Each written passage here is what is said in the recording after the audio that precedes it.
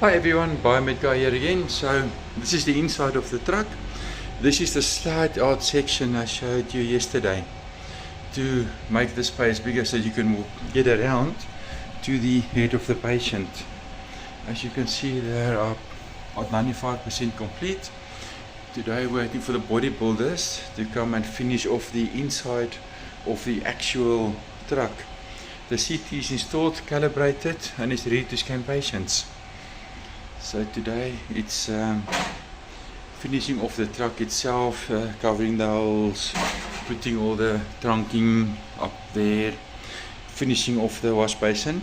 This truck actually features onboard water and onboard drainage, so you can park it anywhere and have fresh water to clean things. And here's the control area, and there are the mountings for the cabinets for the IT section. We have got two sliding doors. The inner one is lead lined for radiation safety.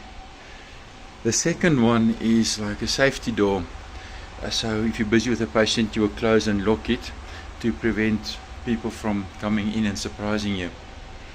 And then of course the outside we have the ramp. As I said yesterday, the auto leveling was fixed, and here you can see the onboard water for the fresh water and the grey water tanks. So when you park it, you won't make a mess everywhere.